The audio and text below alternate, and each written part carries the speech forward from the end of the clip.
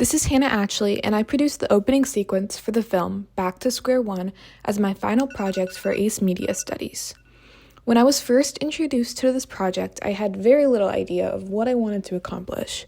The only thing I knew for sure right away was what genre I was interested in exploring. I knew I wanted to create a psychological drama. Throughout the process of researching, planning, filming, and post-production, I discovered a lot about the art of media and how complicated it really is. After I figured out what I wanted to film, my next general idea was that I wanted the plot of the film to be a character suffering with memory loss after an accident, so I went online and researched. I discovered that the idea I was looking for is called retrograde amnesia and causes someone to have trouble remembering events that occurred in people that they knew before they suffered a traumatic brain injury. I was inspired by this list of symptoms posted on the Florida Physical Medicine website that shows just how many issues a traumatic brain injury, or TBI, can cause. One of these symptoms, called tinnitus, gave me an idea for the rest of the film and how I could really allow the audience to view the world from the perspective of my main character, who I named Elena. Tinnitus describes a medical condition where someone experiences ringing in their ears. So, what if I was able to replicate this to a small degree and allow the audience to experience this also? This leads me to the first question I have to address in my CCR. How does my project use or challenge conventions, and how does it represent social groups or issues?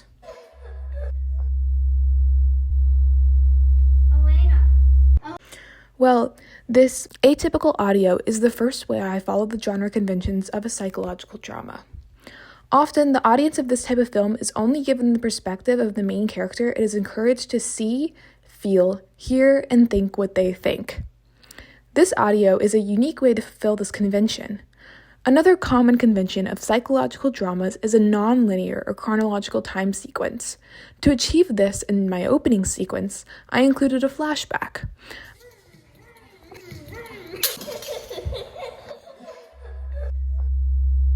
I also included a screen at the very beginning that says the date and days since the accident in my opening to allow for an opportunity to change the date to either the past or present in the hypothetical rest of the film.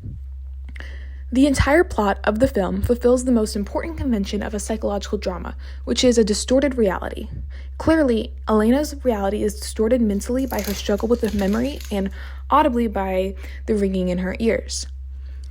My film addresses two important social issues. The first is the most obvious in the opening sequence, that is, to increase awareness and knowledge of the effects and signs of a TBI.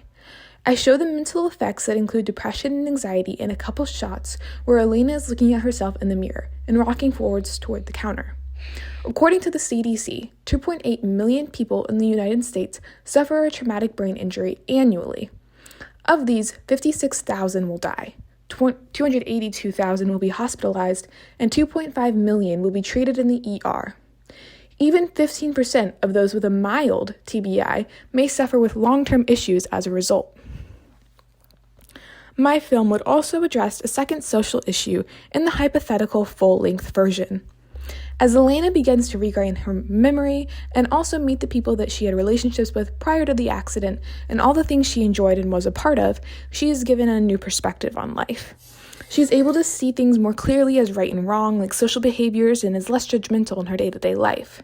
This moral awakening would be another social issue that my film would portray and would become an important theme throughout the rest of the movie. As I began planning and production, I realized how important accurately preparing for filming is when creating a movie. It was extremely useful to gather and prepare props, such as decorations for the room, ahead of time before it was time to actually shoot my final cut. However, there were definitely some things that I could have improved on, which answers another CCR question. How did my production skills develop throughout this project?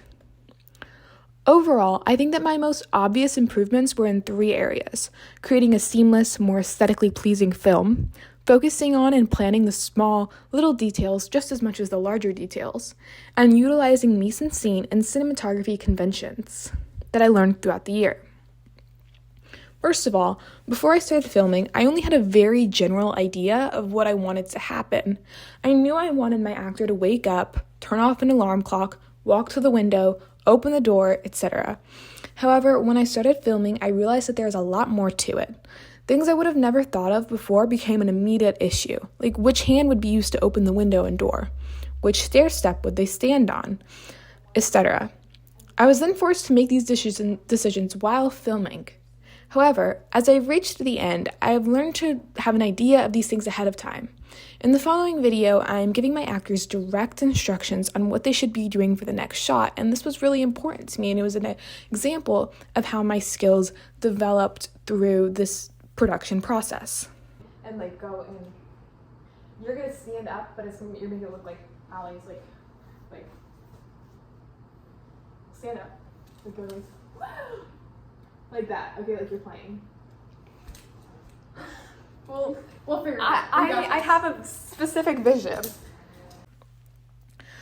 I also realized during the production and the beginning of post-production how important it is to have a mix of different types of shots, like mid, close-up, long shots, and different angles at like eye level or mid-level. And it was also important to shoot the same scene with the same action multiple times from different angles so that you can cut back and forth. It just makes it easier and more satisfying to watch, and it also gives you more options and variations when you're choosing what cut you want to include in your final project. This makes your film flow and look more professional. I filmed from angles I would have never previously thought of, like eye level with the phone alarm, and eye level with the table, and eye level with a toothbrush, even in the shot where she's putting toothpaste on her toothbrush. My next point of improvement was in use of mise-en-scene. So I originally shot a few scenes when I had my actor with me, with no room decorations and just like a couple of these sticky notes. And I didn't like how the product turned out. It seemed really bare and empty. And I realized how important the aspect of filming was with decorating the room. And I spent a good amount of time preparing and setting up different props like balloons and get well cards and plants and pictures and a calendar and stickers. And I think that this really improved the quality of my overall product more than I could imagine. I also decided kind of last minute that I wanted to use special effects makeup to portray an injury on my actor. So I spent some time watching tutorial videos and reading an article so that I could use this aspect of mise-en-scene to really get in the mood of the film.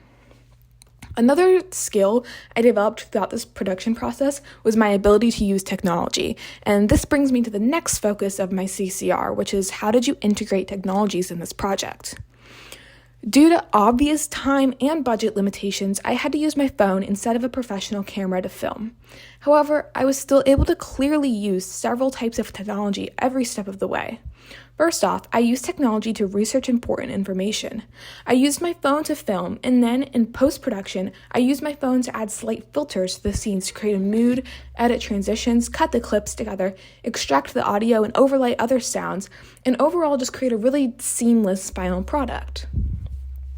Although it is hardly noticeable unless you are looking for it, each shot has a slight filter on it. The shots set in present day are slightly dulled down, which represents how Elena viewed the world after her accident.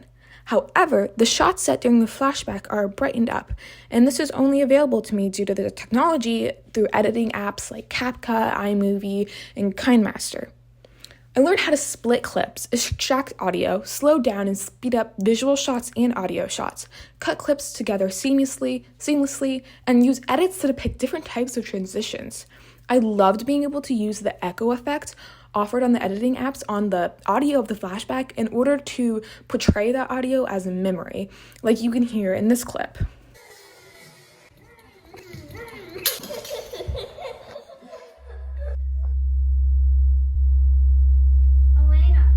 Elena, what do you want for breakfast? The final question to address in my CCR is, how did your project engage with the audience and how would it be distributed as a real media product? As I mentioned before, psychological dramas are especially good at interacting with the audience because they really show the world from the perspective of the main character and put them in her shoes, in this case, Elena's shoes. The audience is intrigued by the overall confusion and wants to discover the unknown just as much as the main character, Elena, does.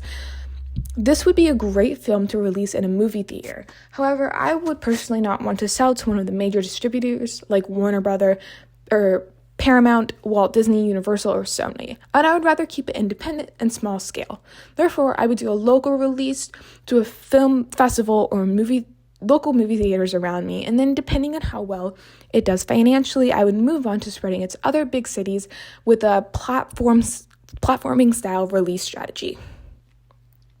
Overall, I wanted this opening sequence to convey how the morning feels to the main character Elena after she suffers a traumatic brain injury and struggles with retrograde amnesia. I incorporated this idea into the film in several ways, with a slight ringing in her ears, special effects makeup, mise-en-scene depicting get-well-soon cards and gifts, and at the very end, a moment where she recalls a memory with her little brother. Using this idea, I turned it into a psychological drama by depicting an altered reality from the point of view of Elena.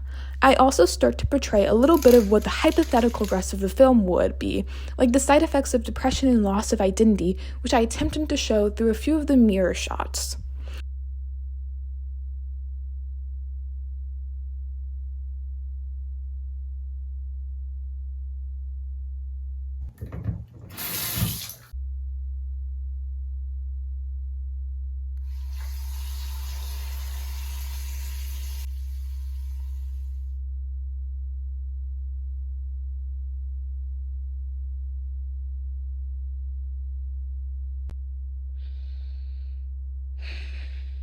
I introduced the importance of relationships that would be a continuous theme in the rest of the film by showing her memory recall being with her younger brother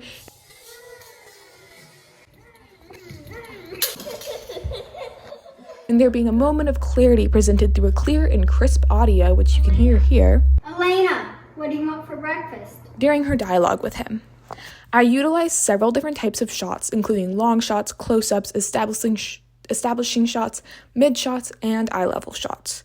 I also put to use transitions I have learned throughout the year, like the fade to black transition and audio overlay transitions. Overall, I am very happy with how this end result turned out and how I was able to convey the skills that I learned throughout the year in media studies.